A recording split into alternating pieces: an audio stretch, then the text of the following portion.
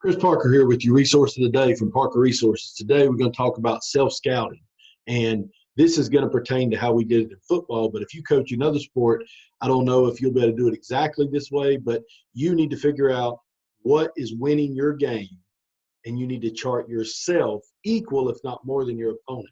This is a common mistake people make, is they're way too worried about who they're playing and not worried about themselves enough. Remember, you control your team. You control what happens at your practice. You don't the other one. So why are you spending so much time worrying about what the other team's doing?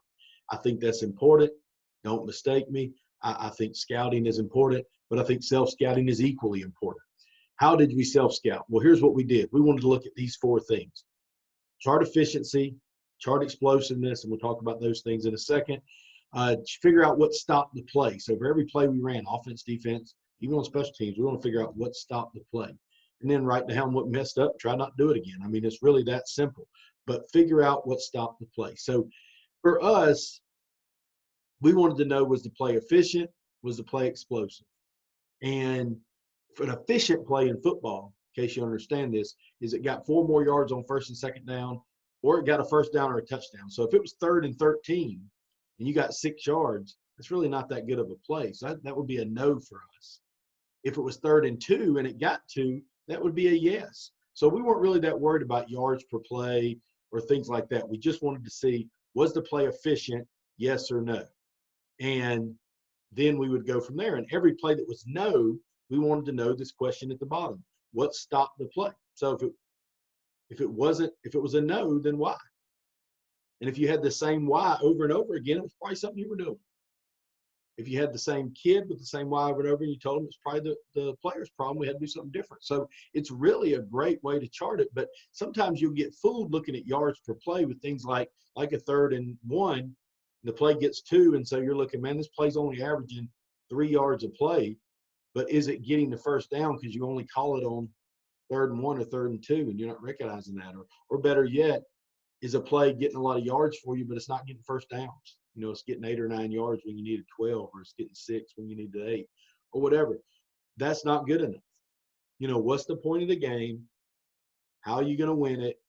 And is the play efficient? So the next thing we charted to keep in mind was the play explosive, because what you'll find is some of your least efficient plays will be some of your most explosive. So if you're throwing the ball down the field, any incompletion is going to be a no in efficiency.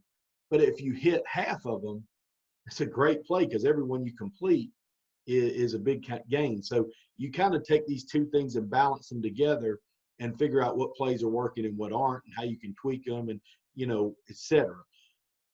Any play that was explosive for us was 12-plus yards. I mean, people can have a ton of formulas for that. You come up with your own formula.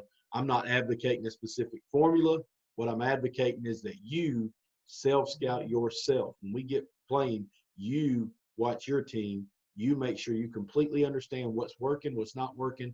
And you can flip this. You know, this may have sounded offensive, but you can flip this and do the same thing on defense. The play was efficient on defense if they didn't get 4 yards, or on 3rd and long if they didn't get the first down, or 3rd and short. You know, we did the same thing on defense, you know, where a yes would have been a no on offense. Same way with explosiveness. And you kind of figure out what situations are we weak on, you know, what are we doing well and we need to continue doing. So then if you wanted to create some combination of this on special teams, I'm sure you could. If you wanted to create some combination of this for a basketball team, for baseball, for soccer, I'm sure you could. But whatever you come up with, have a plan to self-scout. And that's kind of our lesson for the day. Have a plan to self-scout. What is your plan on how we're going to get organized, how we're going to evaluate our team? And that's really kind of the key to this whole thing today. So thanks for listening to our resource of the day. If you're interested in hearing more about this topic or many others, you can go to our website at parkerresources.org. You can follow us on Twitter, Facebook, Instagram, and go ahead and subscribe to our YouTube channel. Hope everybody has a great day, and stay safe.